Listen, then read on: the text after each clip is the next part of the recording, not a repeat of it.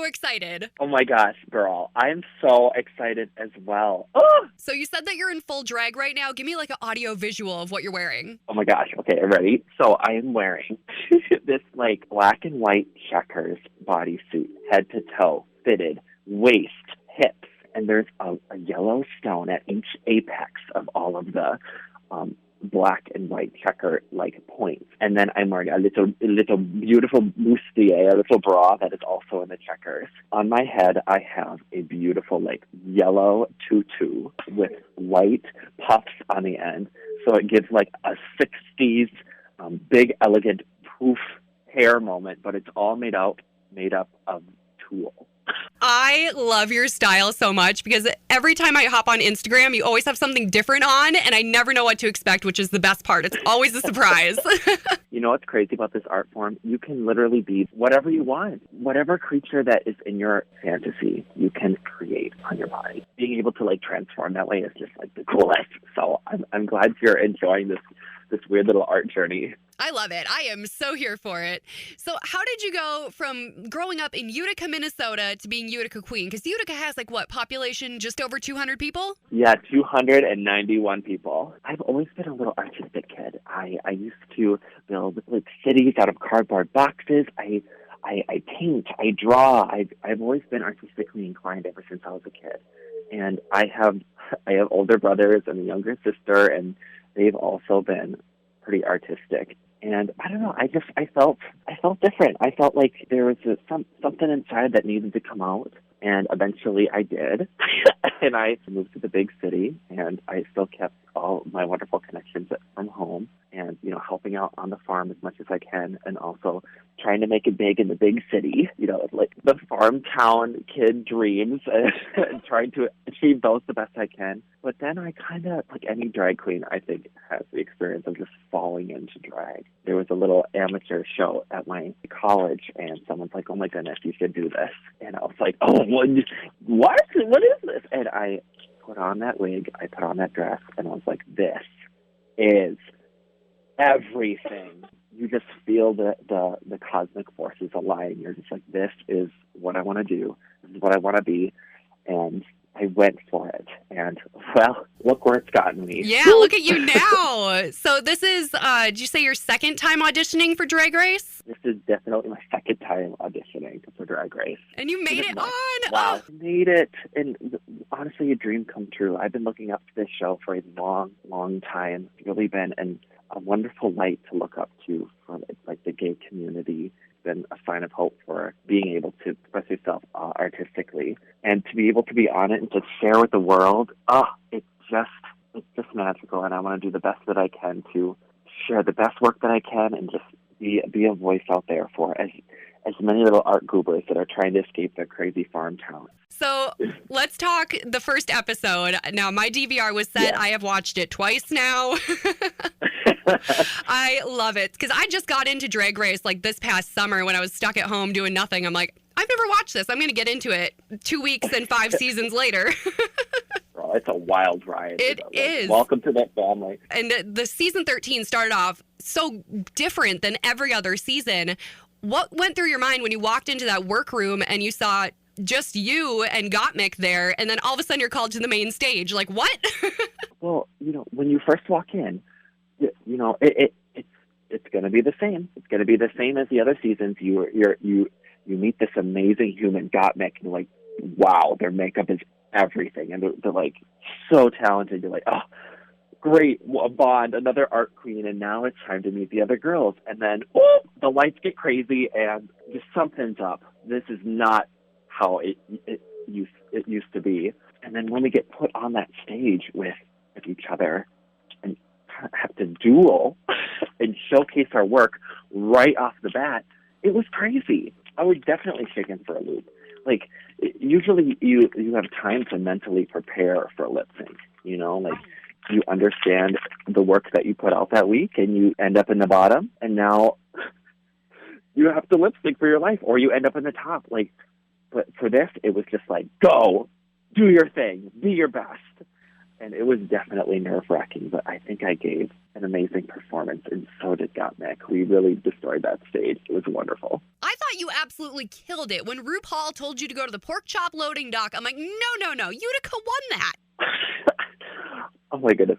It was definitely a shocker. Like, I firmly believe that even if I was going home, I gave a good look. I showcased myself the best that I could, and I gave a great performance. So I was confident that, like, even if it was the last few moments, I did the thing. I showed my stuff. I showed my nuggets.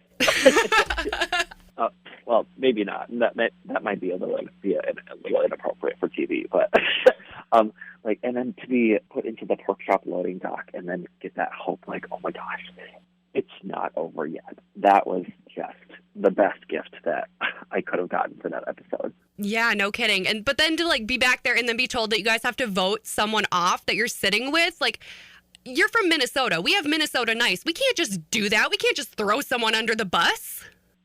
Wow, that couldn't be more true. I feel like out of all the girls, I was having the hardest time with that. Like, how do you send someone home that you literally just met? What basis do you have to go on?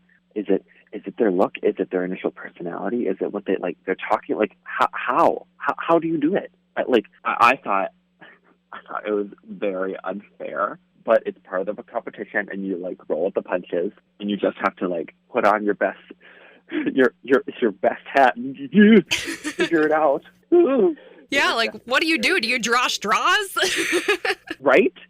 At that point, you're just well, someone's got to go. We have to own up to this and just go for it. And it was definitely a difficult decision. And I hope that the world enjoys this next episode because it's going to get even crazier. I am on the edge of my seat, waiting to see what happens. Ugh. It's literally nuts. And then on the flip side, the winner's circle, having a blast, geeking, doing their best, de-dragging with each other and getting that experience. And then we're all stuck in the loading dock. It's this interesting dichotomy between the two. I feel I don't know. And to be honest, I think the winners were put into the the loser circle. Oh my gosh, that is exactly what I thought. It feels what are they doing to these girls? How is this supposed to amp us up? It feels like two groups are getting two completely different experiences with Drag Race. I couldn't agree more with you. I honestly thought when you guys were all sitting in the pork chop loading dock, I'm these are all the people I thought won their lip syncs. What are they doing almost going home? Example, Denali did it in ice skates and still killed it. How was she the one that lost that lip sync? Right? Oh my goodness, Denali is an icon. I couldn't...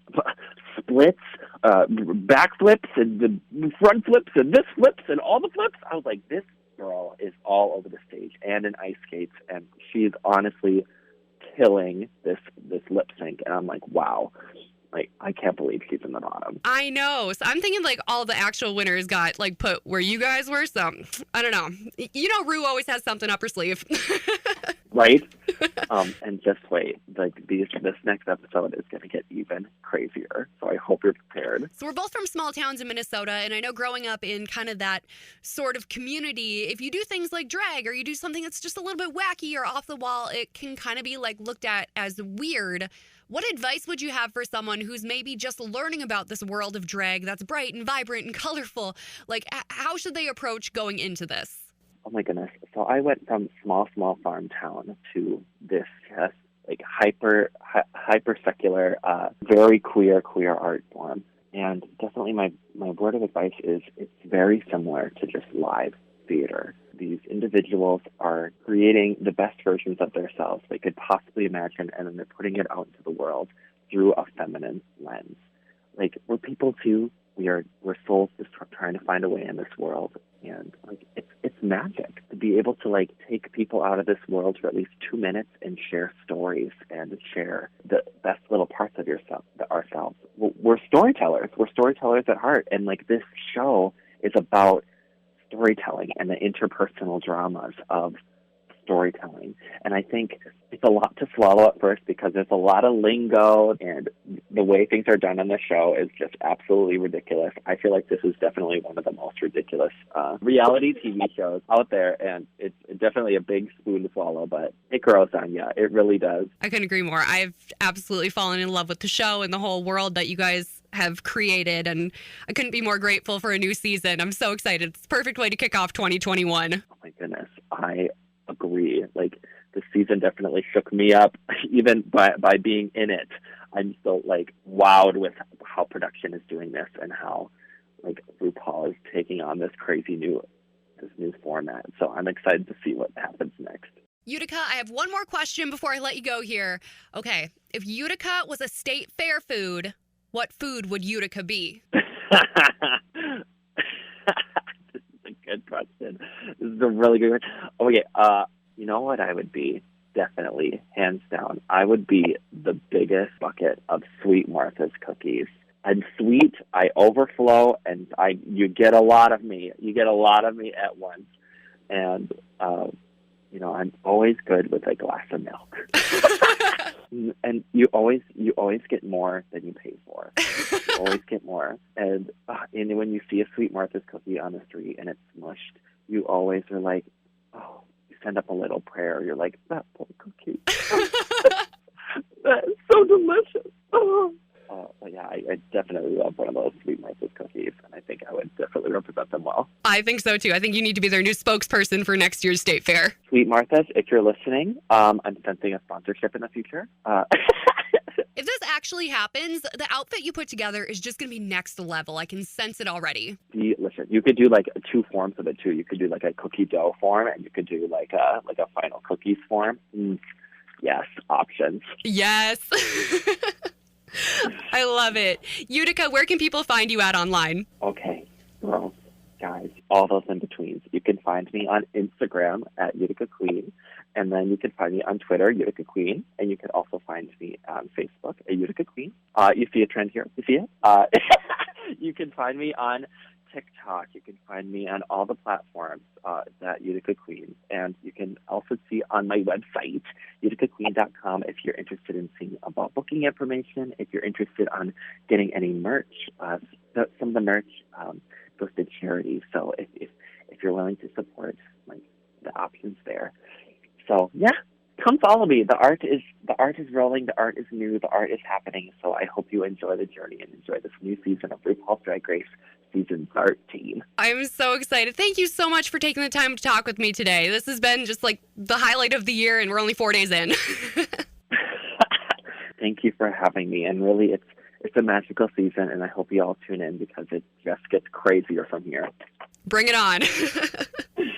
Thank you so much. An honor to be on the show. Have a great rest of your day. Happy New Year, and I'm cheering you on from home. Go Team Utica. Thank you, and a Happy New Year to you, too. Bye-bye!